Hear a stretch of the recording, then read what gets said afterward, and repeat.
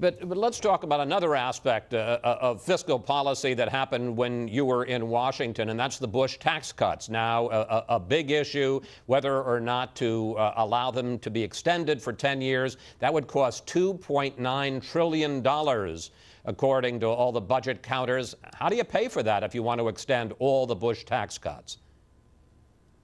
First of all, it's hard for me to understand why you'd raise anybody's taxes in the middle of a recession.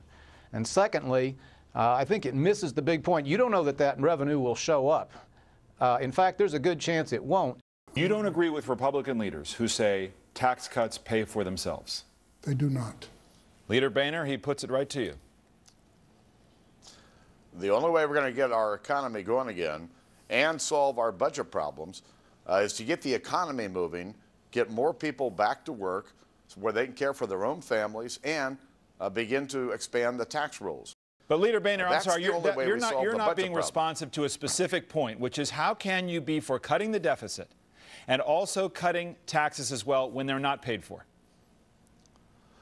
Listen, you can't raise taxes in the middle of a weak economy without risking a double dip in this recession. But tax cuts are not paid for, is that correct? I am not for raising taxes on the American people in a soft economy. That's not the question, Leader Boehner. The question is, are tax cuts paid for or not? Listen, what you're trying to do is get into this Washington game, and they're funny accounting over there. I'm relying on what Chairman Greenspan said, maybe if you're accusing him of funny Washington games. He says that tax cuts that aren't paid for are not cutting the deficit, that they are not actually paid for, it's borrowed money. And so do you believe tax cuts pay for themselves or not? I do believe that we've got to get more money in the hands of small businesses and American families to get our economy going again. They want tax cuts, but they're so worried about the deficit. How do you resolve that tension? Well, I think the way you resolve it is you focus on jobs. I got to tell you, when I'm home in Muncie, Indiana, people are asking the question, where are the jobs?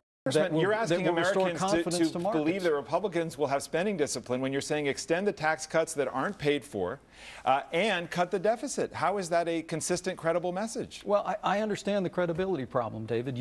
So if you want more tax cuts, you would be very specific in saying how they'd be offset with spending cuts as well, since they will not be paid for. You acknowledge tax cuts being extended cannot be paid for. It would be borrowed money. Well, no, I don't acknowledge that.